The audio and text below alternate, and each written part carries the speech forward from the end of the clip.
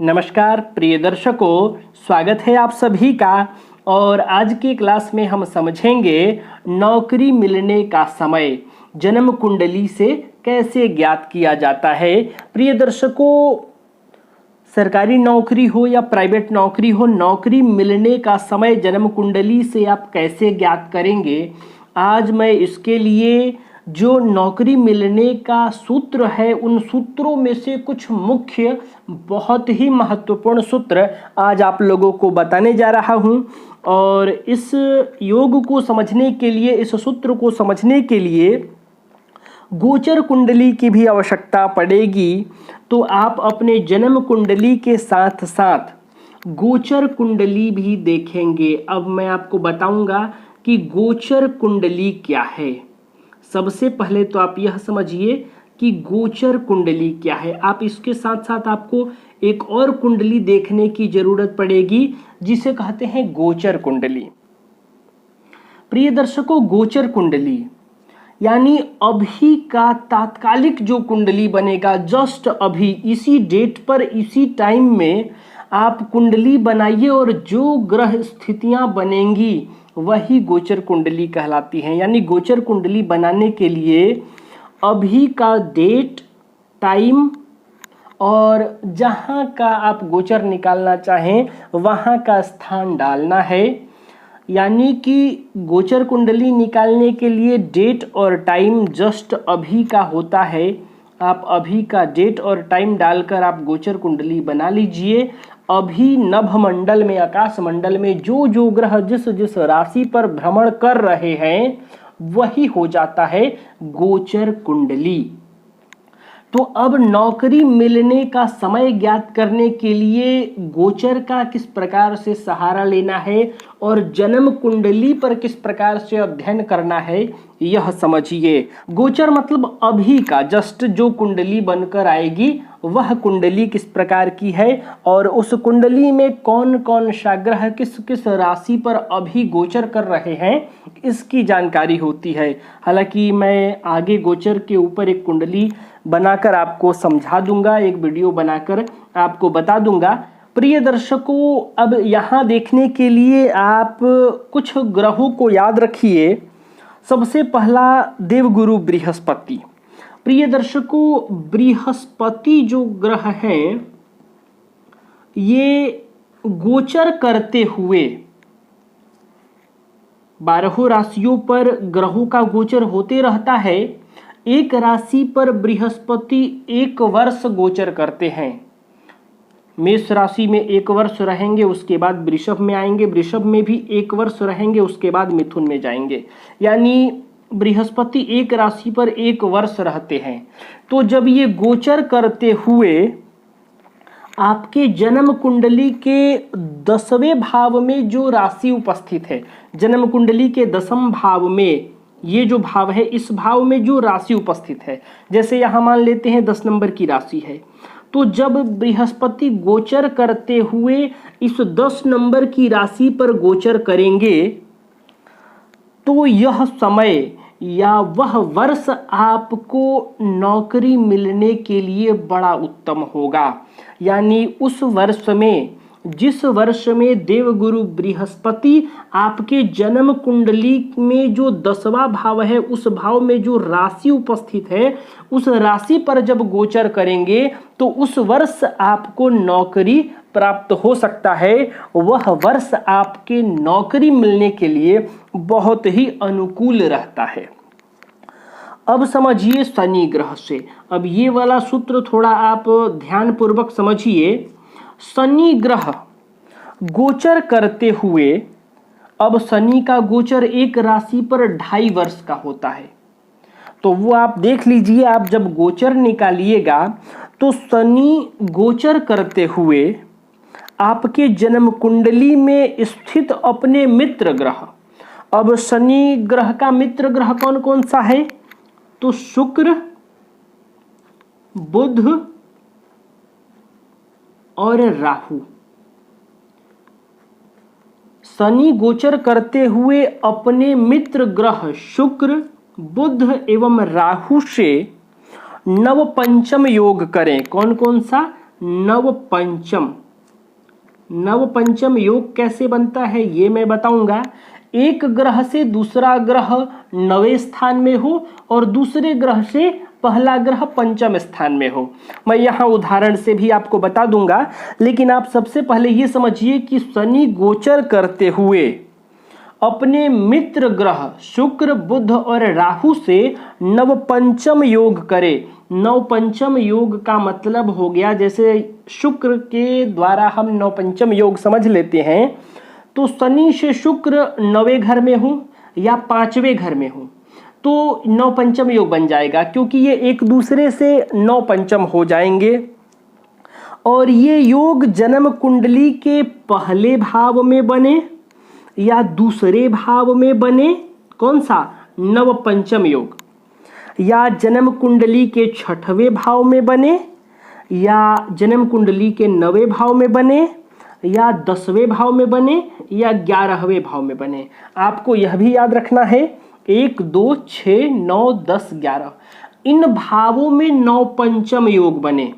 आप सबसे पहले यहाँ ध्यान रखिए, भाव, प्रथम भाव में शनि हो, दूसरे भाव में शनि आए, या 6वें भाव में शनि हो, या 9वें भाव में शनि बैठे हो, या 10वें भाव में शनि गोचर करते हुए आ जाएं, या 11वें भाव में आए और इन भावों में शनि रहें, गोचर करें, और यहाँ बैठे शनि का बुध से या शुक्र से, बुध से या राहु से नवपंचम योग बन जाए, तब ये जो योग होगा उस समय आपको नौकरी प्राप्त हो सकता है। जैसे समझिए कि शनि गोचर करते हुए आपके जन्म कुंडली के प्रथम भाव में पहुंच गए। प्रथम भाव में जो राशि लिखी हुई है उस राशि पर शनि पहुंच गए और आपके जन्म कुंडली में शुक्र स्थित है 5वें भाव में। अब यहां मैं एक शुक्र से समझा रहा हूं, इसी प्रकार आप बुध से और राहु से समझ लीजिएगा। शुक्र यहां बैठे हों, यहां शुक्र के लिए आपको गोचर नहीं देखना है, शुक्र के लिए, बुध के लिए और राहु के लिए आपको देखना है कि ये जन्म कुंडली में कहां पर स्थित हैं।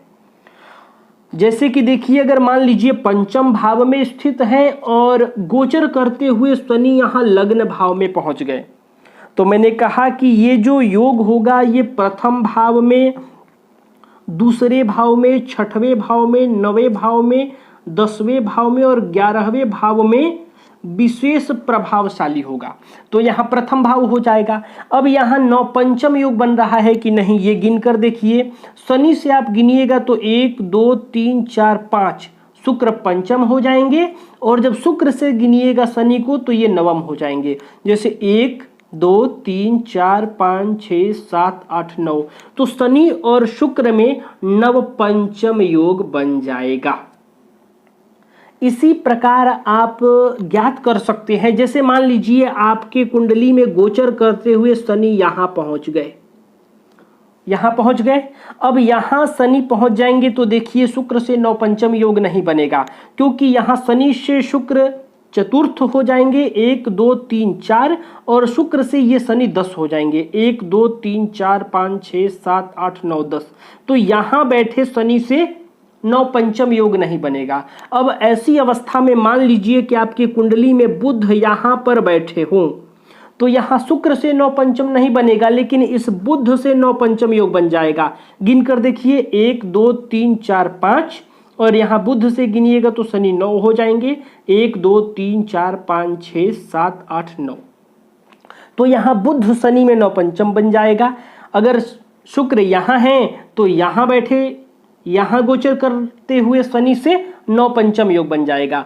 तो ये नवपंचम योग कहां कहां बनना चाहिए? लग्न में, दूसरे भाव में, 6वें भाव में, 9वें भाव में, 10वें भाव में और 11वें भाव में। यदि इन भावों में यदि शनि गोचर करते हुए शुक्र, बुध और राहु से नवपंचम योग बना लेते हैं तो उस समय आपके लिए नौकरी मिलने का सुनहरा समय कहा जा सकता है, अनुकूल समय कहा जा सकता है। उस अवधि में आपको नौकरी अवश्य प्राप्त हो जाता है। अब प्रिय दर्शकों फिर से आप बृहस्पति का एक गोचर देखिए। एक सूत्र और बताने जा रहा हूं बृहस्पति से। बृहस्पति गोचर करते हुए, घूमते हुए आपके जन्म कुंडली के उस राशि पर पहुंच जाएं जिस राशि में सूर्य बैठे हो। आपके जन्म कुंडली में सूर्य जहां स्थित हो उस राशि पर यदि बृहस्पति पहुंच जाएं, या आपके जन्म कुंडली में चंद्र जहां बैठे हों उस राशि पर बृहस्पति पहुंच जाएं, या आपके जन्म कुंडली में स्वयं बृहस्पति गुरु जिस राशि पर बैठे हों उस राशि में बृहस्पति गोचर करते हुए पहुंच जाएं, यानी सूर्य की राशि पर या चंद्र की राशि पर या स्वयं जिस राशि पर कुंडली में पहले से बैठे हुए हैं उस राशि में बृहस्पति गोचर करते हुए पहुंच जाएं, तो यह भी समय आपके लिए नौकरी मिलने का सुगम समय होता है, अनुकूल समय होता है। प्रिय दर्शकों, इसके साथ साथ एक और महत्वपूर्ण सूत्र आपको बता दूं। जन्म कुंडली के दशम भाव को देखिए, दशमेश की महादशा में। अब इस कुंडली के जो दशम भाव में राशि उपस्थित है उस राशि के राशिपति दशमेश कहलाते हैं। दशमेश यानी दशम भाव के मालिक ग्रह। दशमेश का मतलब दशम भाव का मालिक। तो दशमेश जो भी ग्रह हो, जैसे यहाँ कुंडली में शनि है तो दशमेश हो जाएंगे शनि। आपके जन्म कुंडली के दशम भाव में जो राशि उपस्थित होगी वही दशमेश होंगे।